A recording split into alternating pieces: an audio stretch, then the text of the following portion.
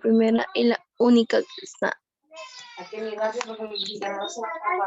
Ya.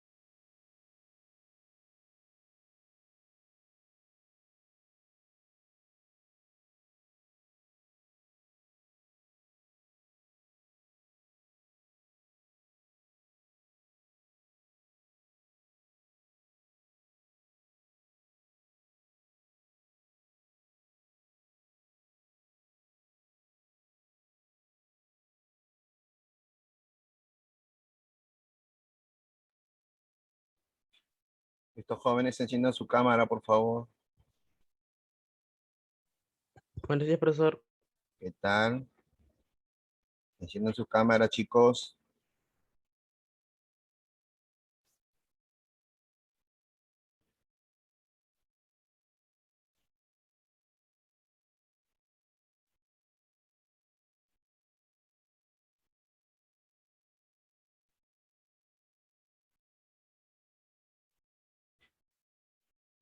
¿Listo? Ahora sí, ya estamos completos.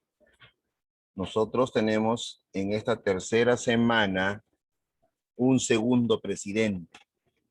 Acá vamos a conocer su primer gobierno del señor Agustín Gamarra, y si el tiempito nos queda, hablaremos también de Luis José de Orbegoso en su primer gobierno.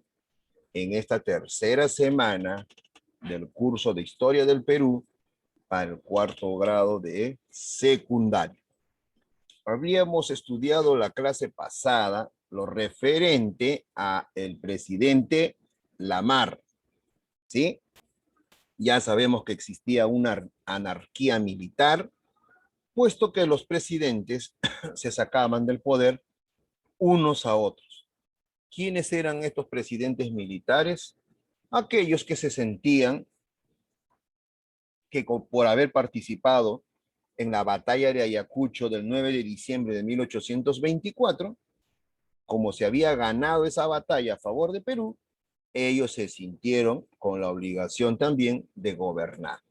Uno de ellos, como les dije, fue el señor Lamarra.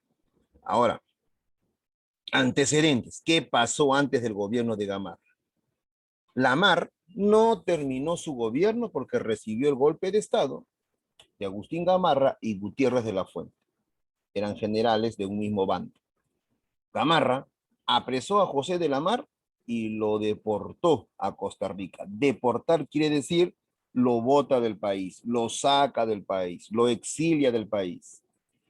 Se convocaron luego a las primeras elecciones populares.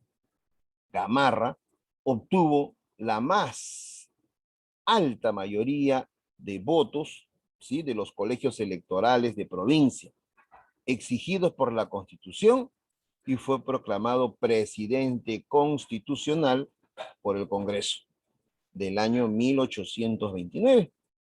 Ahí tenemos al señor Agustín Gamarra, un cusqueño, nacido en 1785, fue prefecto de Cusco, fue un político y militar peruano, presidente peruano en 2 ocasiones. Encarna la figura del caudillo militar, ambicioso, con activa participación en la vida política peruana durante las primeras décadas de la República.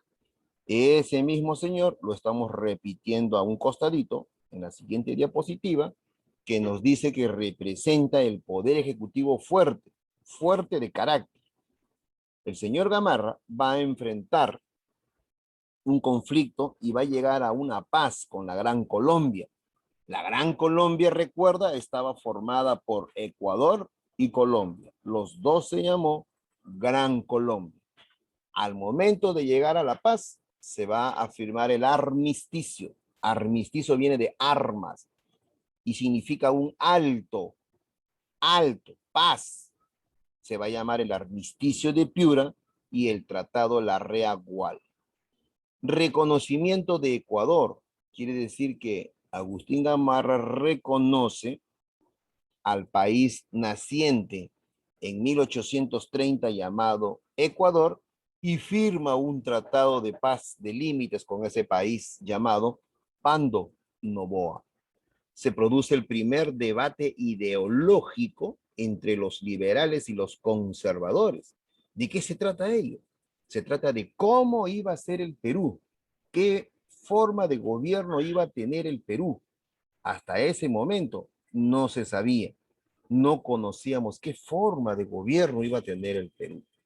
Entonces, en ese debate ideológico se proponen ideas, ¿sí? Y eso lo vamos a conocer un poquitito más adelante. Entonces, en este gráfico que tenemos ahí, su gobierno es considerado como de ejecutivo fuerte. Los opositores, quienes no estaban de acuerdo con lo que hacía Gamarra, eran los liberales Francisco de Paula, González Vigil, ¿ya? Él era uno de los principales y sacó su lema que decía: yo debo acusar, yo acuso. ¿Por qué?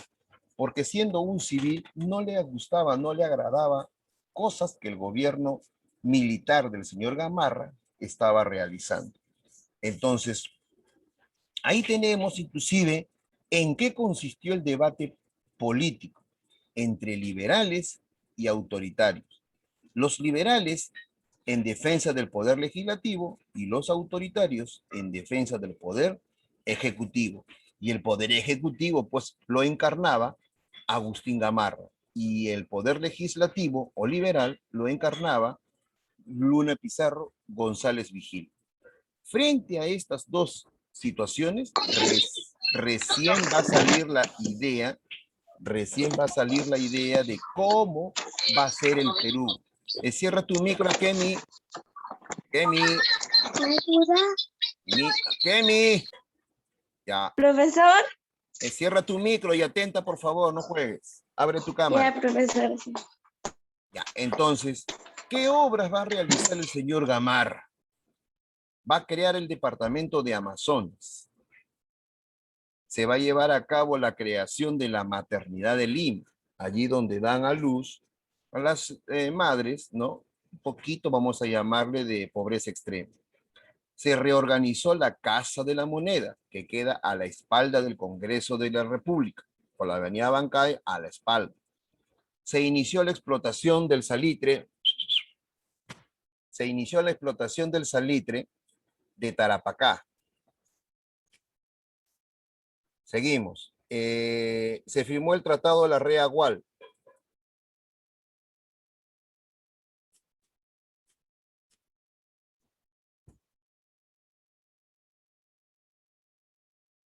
Seguimos. Se firmaron con Bolivia los tratados Tiquina y Arequipa, tratados con Bolivia con la finalidad de propiciar el comercio. Se va a desintegrar la Gran Colombia. Ahora va a ser Ecuador y luego Colombia. Se firmó el tratado Pando Noboa con Ecuador.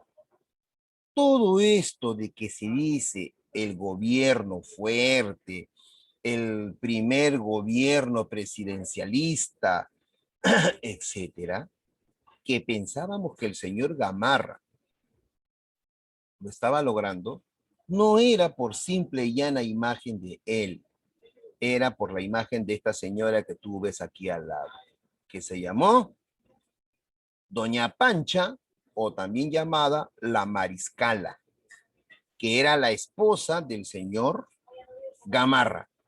El señor Gamarra, créeme que durante sus gobiernos de 1829 al 33, resistió 16 rebeldes, 16 caudillos que quisieron sacarlo del poder, pero gracias a esta señora que usaba el sable como tú la ves ahí agarrando. Profesor Dakemi.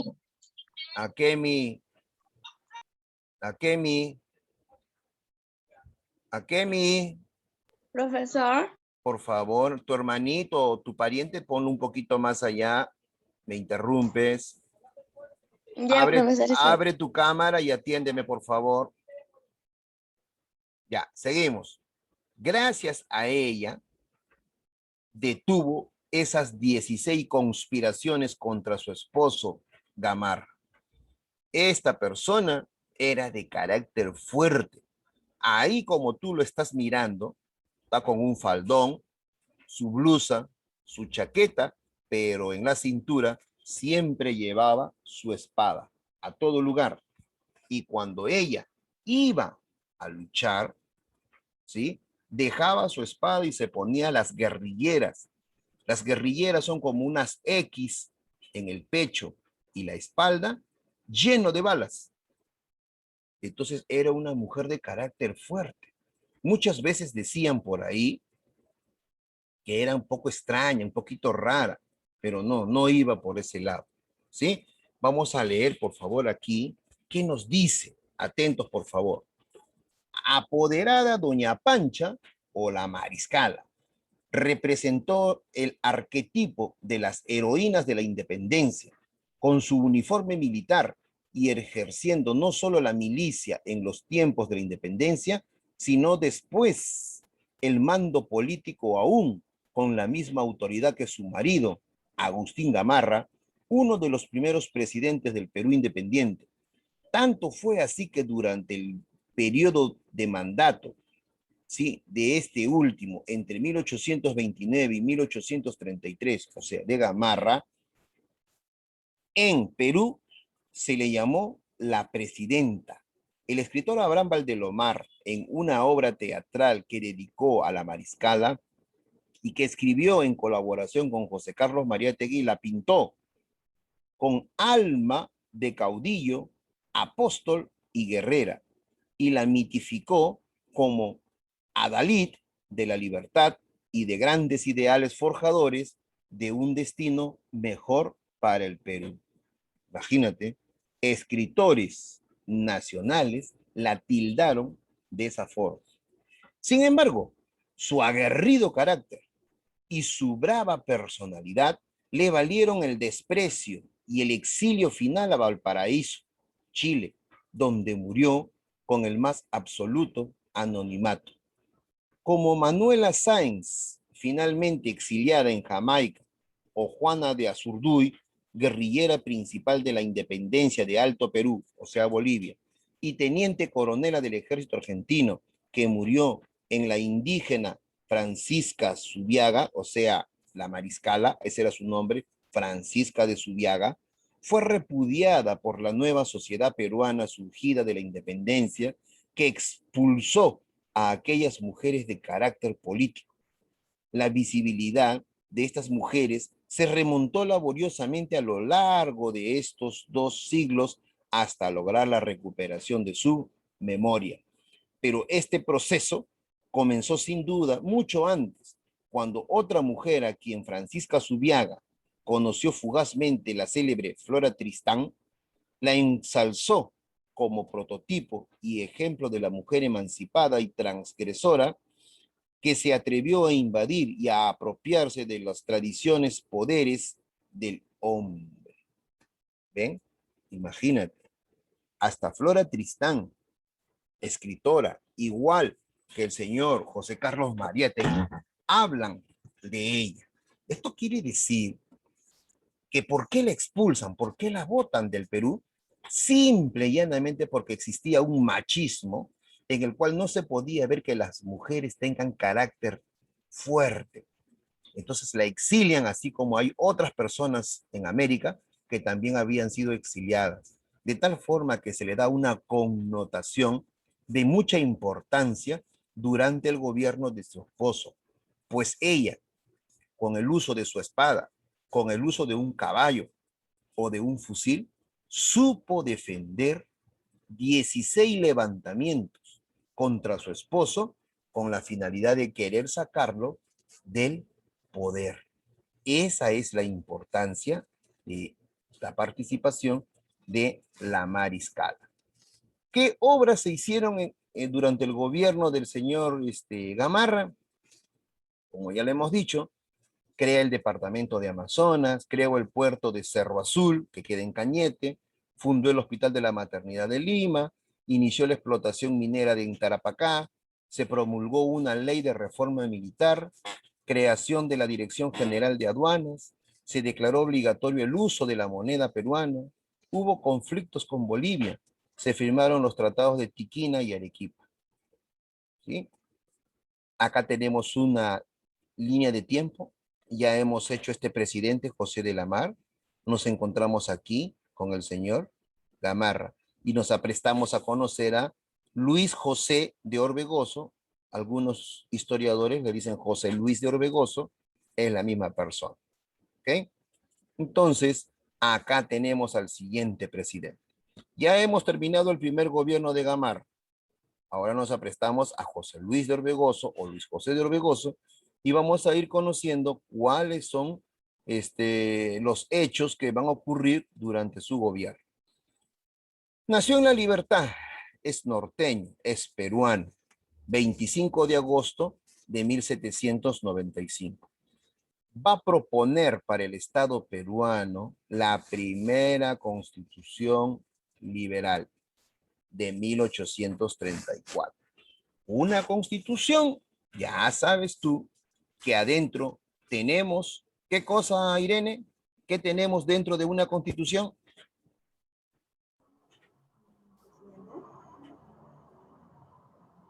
Dime, Irene. No me acuerdo, profesor. ¿Presidente? ¿No te escucho? Que no me acuerdo. Ya, a ver, Zoila, ¿qué tenemos dentro de una constitución?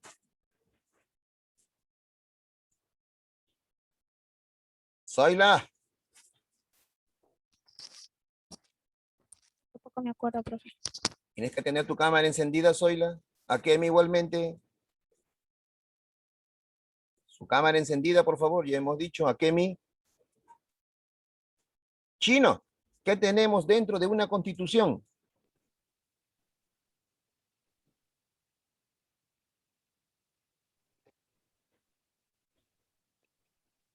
No lo sé, profesor. Tenemos derechos y deberes. ¿Sí? Una constitución es un librito parecido a este que está aquí, en el cual están nuestros derechos y también nuestros deberes. Correcto. Acá lo dice todo. Nadie puede pisotearte en tus derechos mientras estén escritos y tú no hayas hecho nada contra la ley. Si en un país no tiene constitución, es decir, las personas no tienen ni derechos, no tienen ni deberes. No saben lo que van a hacer. Son, como se dice, náufragos en el mundo. ¿Ya? Entonces, este gobierno de Luis José de Orbegoso, que va a durar de 1833 a 1835, vamos a conocer que fue elegido presidente por la Convención Nacional. ¿Qué era la Convención Nacional? Más o menos como el Congreso. ¿Habían opositores a Orbegoso? También, que eran los conservadores, Pedro Bermúdez, y con Pedro Bermúdez se va a producir la primera guerra civil. Es decir, Pedro Bermúdez, siendo oficial de José de Orbegoso, se le va a sublevar. Y eso se va a llamar la primera guerra civil en el Perú. Guerra civil es como cuando tú, supongo que tienes hermano o hermana mayor o menor, tú te peleas de las manos, te mechas, como se dice, con tu hermano o tu hermana, entonces eso es una guerra civil. Después va a venir un abrazo de paz, que se va a llamar el abrazo de Maquinguayo. Eso lo vamos a ver dentro de un momentico. ¿Okay? Entonces, durante el gobierno del señor Orbegoso, se crean los gobiernos municipales. Con Orbegoso puedo decir yo en este momento los nombres de algunos distritos que ya tenían forma de gobierno. Se establece el juicio de residencia al presidente saliente, es decir, a ver, tú me vas a decir si está bien o está mal. Atento, atento. Un juicio de residencia es aquel que se le aplica al presidente que ya se va. Es decir, se le rebusca todos los documentos, las propiedades, los autos que tiene. Si se le saca la cuenta y le dicen, en un mes ganas tanto, este es tu sueldo. Vamos a descontar el colegio de tus hijos, porque ya no pagas luz ni agua porque estás viviendo en el palacio, ya no pagas alimentos porque en el palacio te ponen los alimentos, comes tú, tu esposa, todos tus hijos, ¿sí? Entonces no tienes gastos. Quiere decir que tu sueldo lo multiplican por 12 meses y de ahí por 5 años.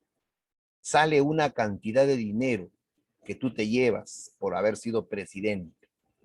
Luego sacan la cuenta y dicen, con el dinero que tú has juntado, no has podido comprar 6 casas, 5 carros, te has ido de viaje al extranjero en avión, te has comprado alhajas, propiedades, etcétera. No puedes haber comprado todo eso con el dinero de presidente. Entonces te investigan. Y cuando tú no logres, no puedas justificar esos gastos, entonces agarran y te quitan los carros o te quitan las casas. Eso se llama un juicio de residencia. ¿Qué te parece si se lo aplicamos ese juicio de residencia a Ollanta Humala? ¿Qué estaríamos logrando, Zoila?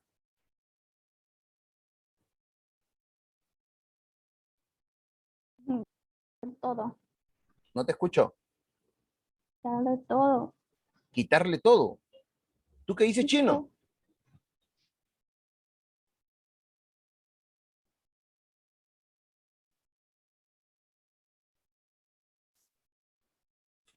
¿Qué estaríamos logrando si le aplicamos a Ollanta Humala el juicio de residencia?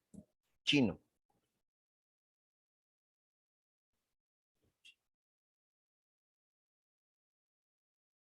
Chino. Chino. Ya se fue a comer el chino. A ver, Irene, tú dime, hija, ¿qué estaríamos logrando si le aplicamos el juicio de residencia a Ollanta Humala? Podríamos quitar todo lo que ha ganado corruptamente. Ajá, muy bien, muy bien, muy bien. Todo aquello que él obtuvo con dinero ilícito del Estado, el Estado mismo se lo quita, ¿sí? Se lo quita. Ahora, en el gobierno del señor Fujimori, dice que su hija Keiko estudió en la mejor universidad de Estados Unidos. Si ella no trabajaba y las pensiones cuestan muy carísimos, ¿cómo lo pudo pagar? Entonces quiere decir que Keiko tiene dentro de su cuerpo los conocimientos y eso no te lo pueden sacar. Eso no te lo pueden quitar. ¿Me entiendes? Porque para quitártelo tendrían pues que quitarte el cerebro. Y no puede existir que exista una persona descerebrada. Entonces, solo así hay cosas que se pueden quitar y otras cosas que no se pueden quitar. Entonces, este señor llamado Luis José de Orbegoso aplica lo que es el juicio de residencia. Se suprime el cargo de vicepresidente, un cargo que es en vano. Se prohíbe la reducción presidencial. Antiguamente era 6 años de gobierno. Después lo redujeron a 4 y después lo redujeron o lo nivelaron a 5. Hoy es 5. ¿Ok? Mientras toda esa situación ocurría, el señor que tú ves ahí en esa fotito, llamado Felipe Santiago Salaverry, se subleva, da un golpe de estado y lo saca del poder a Luis José de Orbegoso. Pero ¿quién es Felipe Santiago Salaverry? Un peruano que solamente con 33 años de edad se convirtió en el presidente más joven del Perú en la historia. Ahorita han habido 55 presidentes en toda la historia del Perú. Y él es el más joven. Pero yo conozco que en la historia el difunto Alan García había sido el más joven, con 34 años. ¿Cómo es esto? Una cosa es presidente constitucional, que es cuando los eligen o el pueblo peruano a través del voto, a ellos se les cuenta. Pero Santiago Salaverry fue presidente del Perú por golpe de Estado, o sea, se metió al poder. A él nadie lo eligió. Él vio que Luis José de Orbegoso estaba haciendo algunas cosas malas, lo sacó del poder y se metió él. Por lo tanto, si en la historia del Perú me preguntan quién fue o quién es el presidente más joven en el Perú, la respuesta es Alan García Pérez en su primer gobierno. Acá también tenemos obras y algunos hechos. Esto sí es muy importante estudiarlo, que sufre un golpe de Estado, dice, ¿no? Gamarrista, por Pedro Bermúdez. Pedro Bermúdez era gamarrista y lo saca del poder a Luis José de Orbegoso, el cual toma Lima, pero al verse rechazado por el pueblo opta por abandonar la capital y se refugia en la sierra. Es allí donde se producirá una sangrienta guerra civil. Ambos ejércitos se encontraron en el llano de Maquinguayo, lugar donde en vez de enfrentarse ambos ejércitos, se estrecharon en un fraterno y generoso abrazo de Maquinguayo. Estando Orbegoso por Arequipa, Salaverry se autoproclama jefe supremo de la República. Me refiero a Felipe Santiago Salaverry. Entonces vamos a conocer en este hecho en qué consistió esa sublevación de Pedro Bermúdez. Es el que estamos nombrando aquí donde está el cursor. Se va, dice, a sublevar. Entonces vamos a leer. Gamarra y Bermúdez se sublevaron al tener la noticia de una virtual alianza entre Orbegoso y Santa Cruz. ¿Quién era Santa Cruz? Presidente de Bolivia. ¿Ok? La intervención de este caudillo en el Perú era inminente. Así se dio la sublevación de la guarnición de Lima. Proclama jefe supremo provisional al general Pedro Bermúdez el 4 de enero de 1834. El ejército en el Cusco, Puno, Ayacucho y Huancavelica lo reconoció a Orbegoso para enfrentar la rebelión que dejó al mando al Supremo Manuel Salazar Iba Quijano y se puso en marcha hacia el Valle de Jauja. Este señor, llamado Pedro Bermúdez, ya sabemos que se va a aliar, ¿sí? Con Gamarra. Y al frente estaba gobernando Luis José de Orbegoso, y Orbegoso se va a aliar con Santa Cruz, presidente boliviano. ¿Qué buscaban entre los dos? ¿Qué buscaban? Que Perú y Bolivia se junten, se unan. Así como existió la Gran Colombia, él también quería lo mismo. ¿Por qué? Porque buscaban la integración de más productos para ellos poder vivir mejor. Pero esa era la idea principal. ¿Y la idea secundaria cuál era? Que ambos buscaban sus recursos propios, propios de sus bolsillos. El 17 de abril, ¿sí?, de 1835 se va a producir la batalla de Huaylalucho.